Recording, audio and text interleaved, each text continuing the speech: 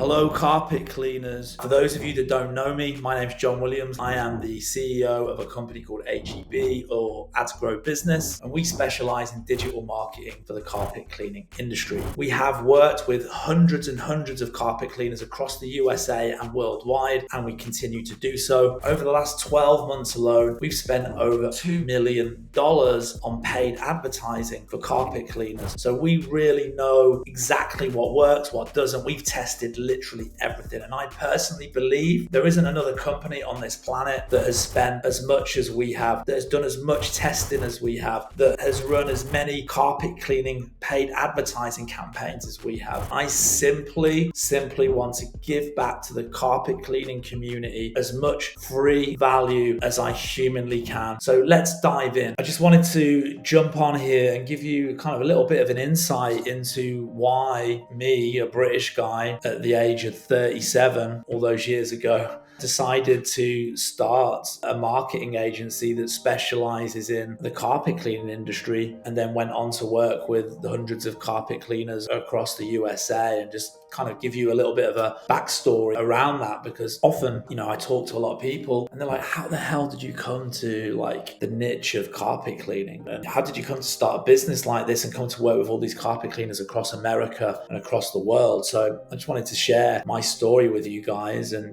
maybe give you some inspiration for your own business and all the rest of it. Maybe not, maybe it's interesting for you. So basically, I used to work at a corporate office for an engineering company. It was a career that I'd held for 20 plus years, and I'd risen up. I used to work in the technical drawings department, so we do all the technical 3D drawings of like air conditioning and lighting inside buildings and stuff like that. I'd risen up through the ranks. I'd reached the point where I was managing the technical drawings department, had people working underneath me, and the money, it was all right, do you know what I mean? It wasn't too bad, it wasn't amazing. But what the problem was that the atmosphere in the office, it was a truly toxic atmosphere. There was some really nasty pieces of work that worked there. People that would throw you under the bus, people that weren't doing their job properly and would very easily hide behind others. There were certain members of staff that were real bullies as well, and just real nasty pieces of work. And it was a very stressful environment. There were a lot of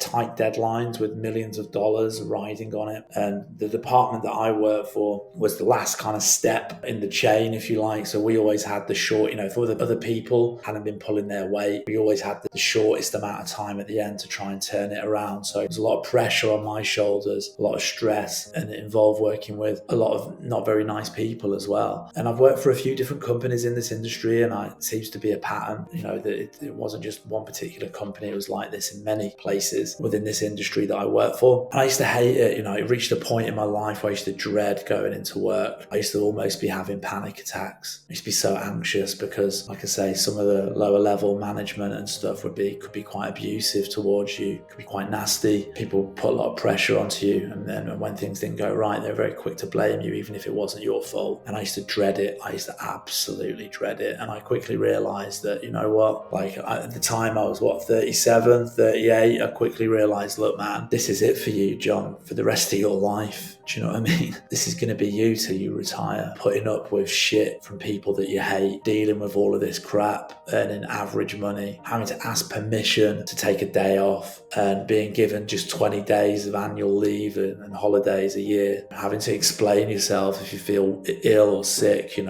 having to make up the time or whatever, having to ask permission to go to the dentist, all of this kind of stuff. And I just thought the idea that this is it for the rest of my life, that this is all I'm going to do, I'm going to be dealing with this crap and these people forever, and this level of stress, it probably made me the most depressed person on this planet. Like the idea of that, I just couldn't bear the thought of that. So I started to think about like what else I could do with my life, how I could get myself out of this situation short of winning the lottery, right?